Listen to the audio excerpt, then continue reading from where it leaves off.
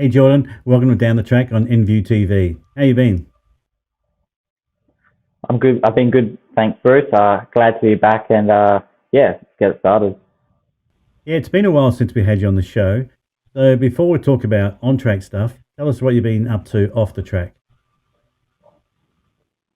Yeah, so I don't know if we've really ever covered this before, but yeah, now I've left school. Obviously, I've got to get a job to help fund racing. So a lot of my off the track work has been yeah at my job. So that's been a a very busy couple months, and that little change between school life and work life has been, I wouldn't say difficult, but it's been, it's not perfectly easy, and yeah, it's just a new challenge to face. And so tell us, what is that new job that you have? Yeah, so up until pretty much like the last term of year 12, I had zero idea what I wanted to do. I obviously really hoped and prayed that I could do racing, but yeah, as it turns out, if I want to do that, I need to be able to fund it, obviously, to have that sort of reachable in the future potentially. But yeah, so at the moment, I've currently got an apprenticeship doing aircraft mechanical engineer. So basically, just an aircraft mechanic, and yeah, doing that out of Jandakot with the airline, and it's been good fun.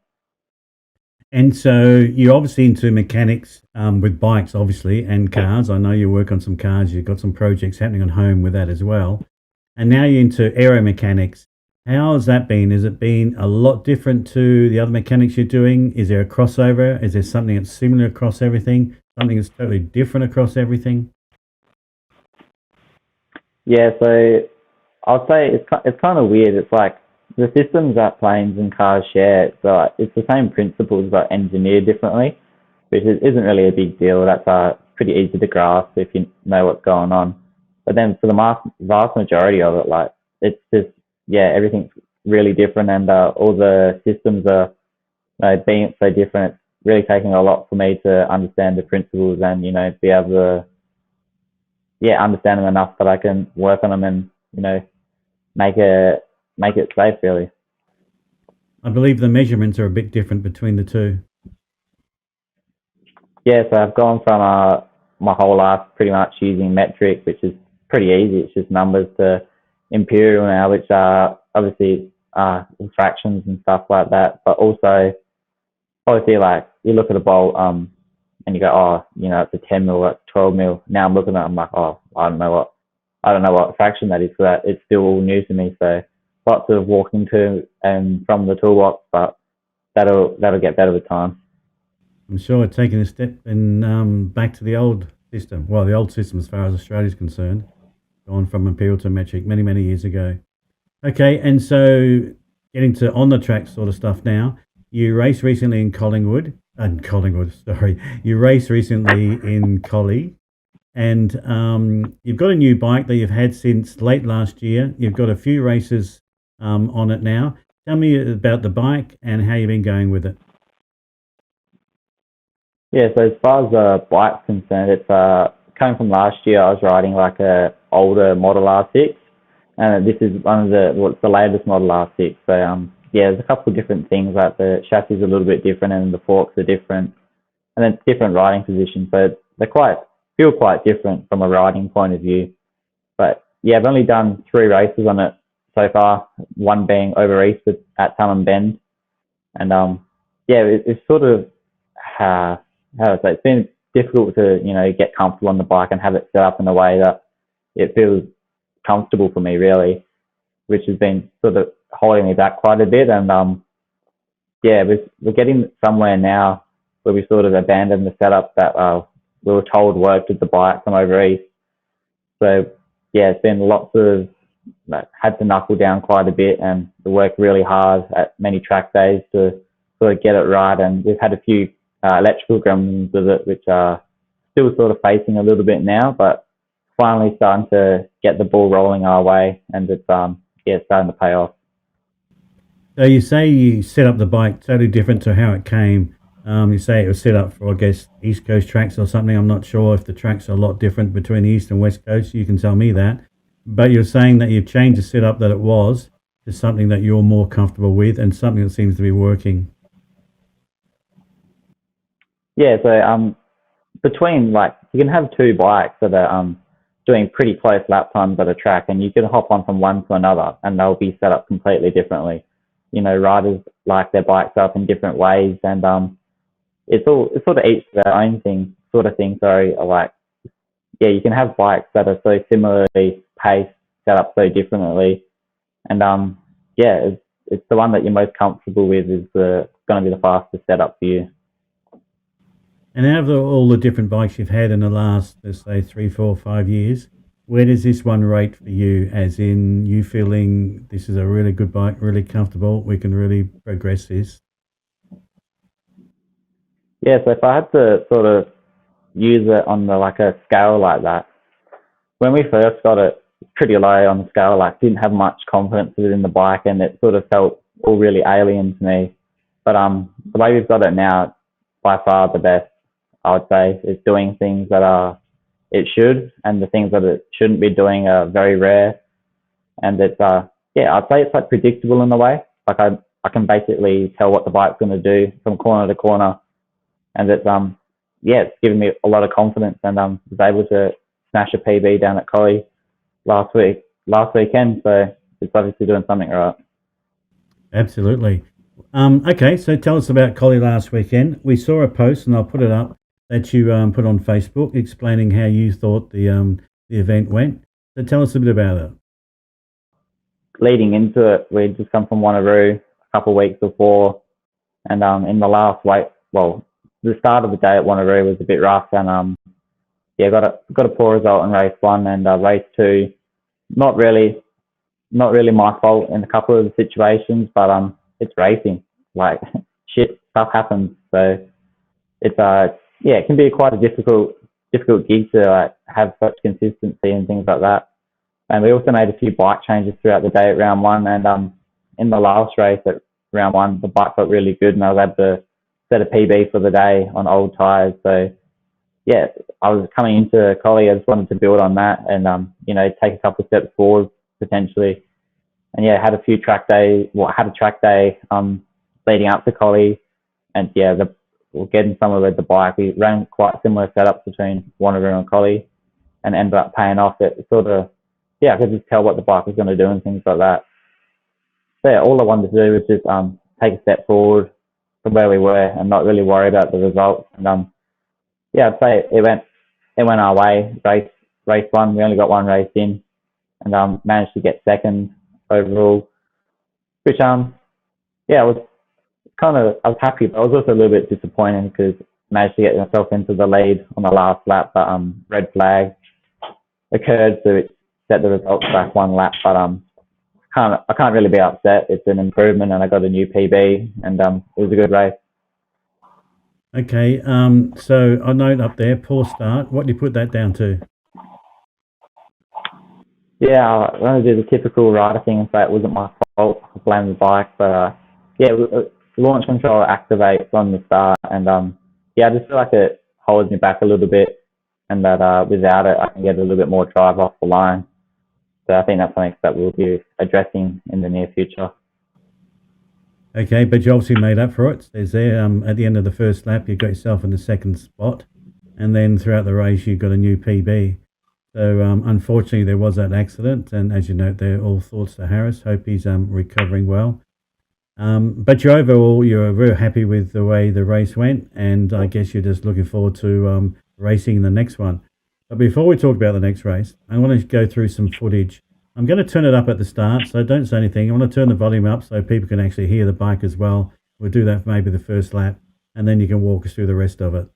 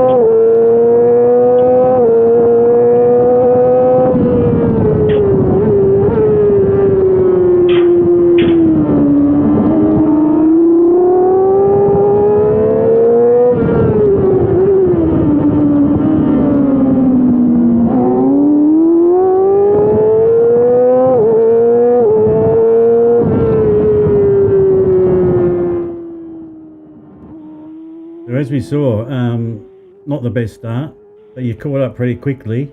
And then that last rider who's up ahead of you now, it takes a while before you catch him. And then I think in the footage, the way I saw it, is that you catch him and then he gets you back a couple of times. Is that right?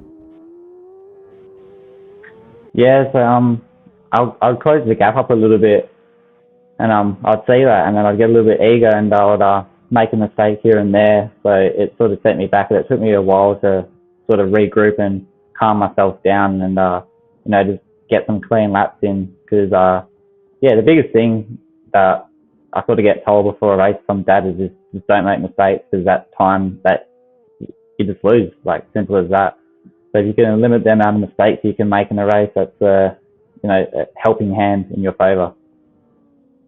And when you say that, so you got him in the last lap.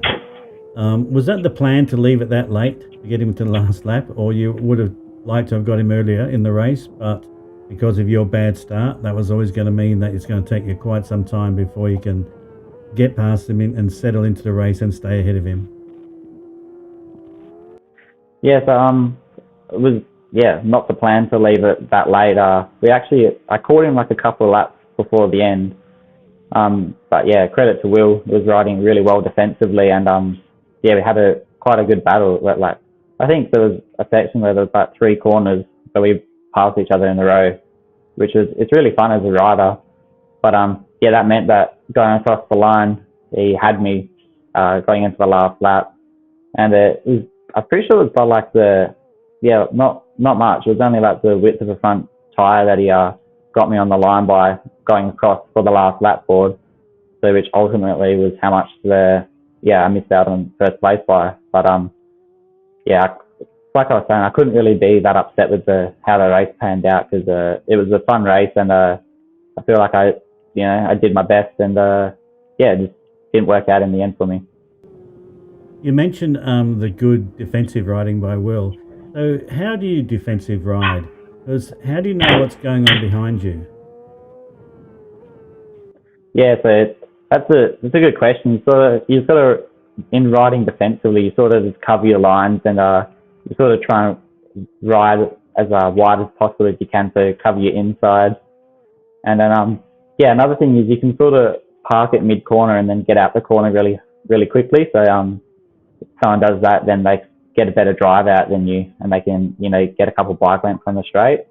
But as you can see here, coming up on the screen is actually how much I missed out on the win by there. So coming into our last lap, but managed to get clear here, and but just didn't go my way in the end. Yeah. So that's what you do for a defensive ride. If you're all out attack, what's the difference then? What would you be doing? Yes, if you're all out attack, you sort of it's just kind of the opposite really. If they're trying to defend the inside, you're attacking the inside, and you're trying to get your bike up the inside or something like that, or you're kind of just pretty much trying to every opportunity you get to close up or pass, just make a move really. And an easy one is just sort of get alongside and going into a corner so they know you're there, and then hopefully let them make the mistake of with the pressure that you're applying, and get a clean run through. Okay, so that was Collie. What's the plans? What's next? What's up next? Yeah, so we just finished that Collie, and there's only a fortnight between rounds. So next weekend we'll be at Wanneroo, and the weather's not looking great, but we'll deal with that as it comes. It's part of racing. It's you race through winter, so just got to get the bike prepared, get myself prepared, and then obviously it's just much the same. Go to the race day trying to take a step forward from where you last were at the track and improve yourself. And if you can do that, at the end of the day, where you finish is pretty irrelevant. Okay, I was just about to ask, is results important to you? That you just said where you finish is irrelevant. Yeah, it's a bit like that, coming into this season with a new bike, we're really just playing it by ear. We don't have a set in stone setup, and it's a little bit frustrating in the sense that I'm not expecting myself to win, but at the same time, I just want to use this year as a platform to get better and improve myself. Because hopefully, then in the future, that'll give us a better starting ground to, be able to be a bit more competitive. So progress the bike, progress you as a rider.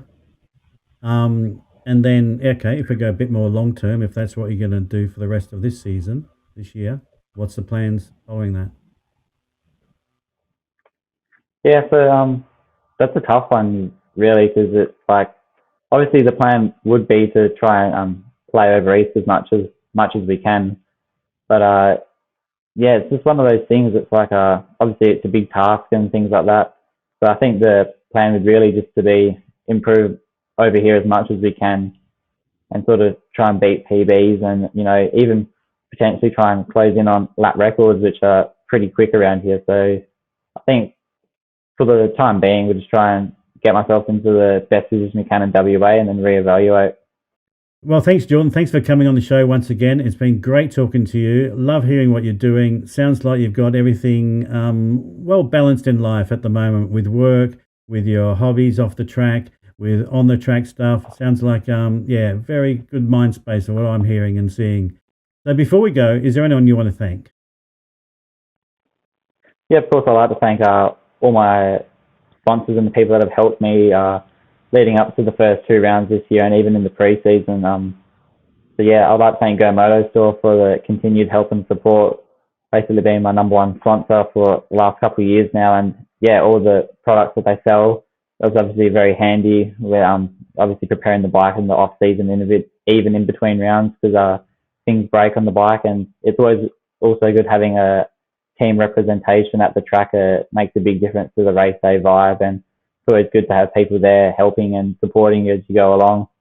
Also, I'd like to thank Road to Race Motorcycles Alex from there for his continual hard work on the bike, trying to solve a bunch of electrical gremlins that we've had, and finally starting to get to a point where I'm not worried about the bike throwing codes, and just doing crazy stuff while I'm riding. It obviously helps me focus on riding a bit more, and I think it's starting to pay off a little bit.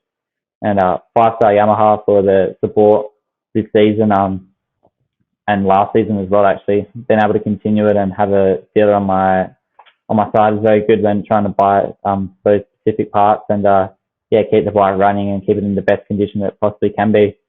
And of course, thanks to Interview TV for continued help and support this season. Well, thanks, Jordan. As I said, all the very best for the season. Thanks to all your sponsors that continue to support you. There's no surprise to me why you do. It seems to be such a great team and a great rider. All the best for the future. We'll talk again soon. Thanks, Jordan. Bye. See you, Bruce.